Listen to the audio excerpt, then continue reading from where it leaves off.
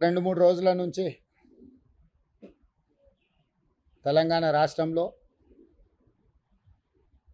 కాంగ్రెస్ పార్టీలో ప్రభుత్వంలో జరుగుతున్న పరిణామాలు వివిధ అంశాల ప్రాతిపదికన మీడియాలలో వార్తలు రావడం జరుగుతున్నది. జగిత్యాలకు సంబంధించిన డాక్టర్ సంజయ్ శాసనసభ్యుడిని ఈ ప్రభుత్వం రైతులకు చేస్తున్న రుణమాఫీ, ఈ ప్రభుత్వం అమలు చేస్తున్న 6 గ్యారెంటీల విషయంలో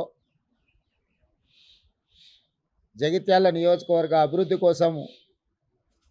వారు ప్రభుత్వానికి సహకరించి నడవాలని నిర్ణయించుకున్నారు. ఆ నిర్ణయాలలో భాగంగా 40 సంవత్సరాల నుంచి జగిత్యాల శాసనసభ నియోజకవర్గమే కాదు, కరీంనగర్ జిల్లా ఆనాడు ఉమ్మడి ఆంధ్రప్రదేశ్లో కాంగ్రెస్ పార్టీ కార్యకర్తలకు అండగా నిలబడి ఎప్పటికప్పుడు ప్రజా సమస్యలను లేవనెత్తి ప్రజల పక్షాన నిలబడి కొట్లాడిన పెద్దలు జీవన్ రెడ్డి గారు జగిత్యాల శాసనసభ నియోజకవర్గంలో ఉన్న ప్రజలు కాంగ్రెస్ పార్టీ కార్యకర్తలకు వారు అండగా ఉంటూ వచ్చింది. ఈ జరిగిన పరిణామాలు కొంతవారు మనస్తాపానికి గురి అవ్వడం,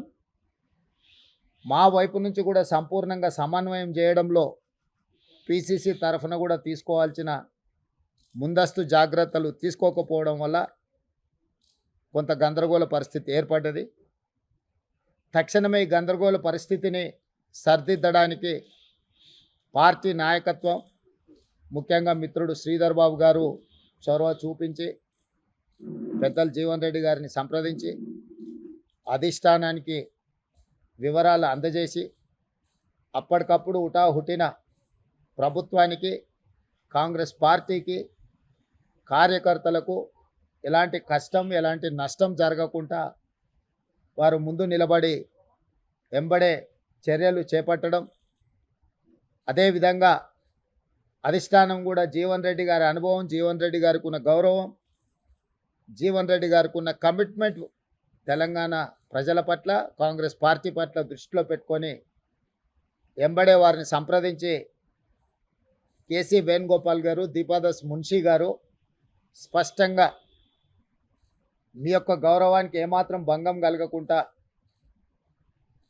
కరీంనగర్ జిల్లా జగిత్యాల శాసనసభ నియోజకవర్గంలో ఉండే ఇన్ని సంవత్సరాలు జీవన్ రెడ్డి గారికి అండగా నిలబడ్డ కార్యకర్తలకు ఎలాంటి ఇబ్బంది జరగకుండా పార్టీ చర్యలు చేపడుతుందని చెప్పి వారికి మాట ఇవ్వడం జరిగింది. పార్టీ హైకమాండ్ ఆదేశాల మేరకు ముఖ్యమంత్రిగా, కాంగ్రెస్ పార్టీ అధ్యక్షుడిగా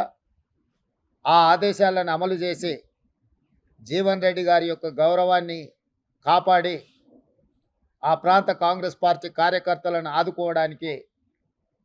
పార్టీ ఆదేశించింది, మేము నిర్ణయించుకున్నాం. కాబట్టి యథావిధిగా మళ్ళీ జీవన్ రెడ్డి గారు రెట్టించిన ఉత్సాహంతో ఈనాడు ప్రభుత్వం అమలు చేయబోయే రైతు రుణమాఫీ కావచ్చు, ఇతర సంక్షేమ కార్యక్రమాలు కావచ్చు, రాబోయే బడ్జెట్లో ప్రభుత్వం ప్రవేశపెట్టబోతున్న బడ్జెట్కు సంబంధించిన వివరాలు కావచ్చు, వీటన్నిటిని కూడా ఉధృతంగా ప్రజలకు తీసుకెళ్ళడానికి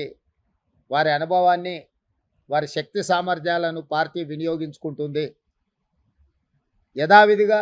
కొన్ని గోతికాడి నక్కలు ఏదైనా జరిగితే బాగుండు, లేకపోతే ఒంటె పెదాలకు నక్కలు ఆశపడ్డట్టు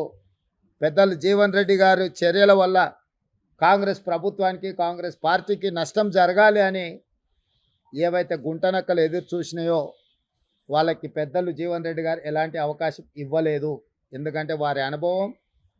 కాంగ్రెస్ పార్టీ పట్ల వారికి ఉన్న కమిట్మెంట్ ఇలాంటి ఆశించే వాళ్ళకి అర్థం కాదు.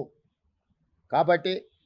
ఈరోజు మీడియా మిత్రుల ద్వారా తెలంగాణ ప్రజలకు, జీవన్ అనే అభిమానులకు, కాంగ్రెస్ పార్టీ కార్యకర్తలకు, ఈ ప్రభుత్వంలో, ఈ పార్టీలో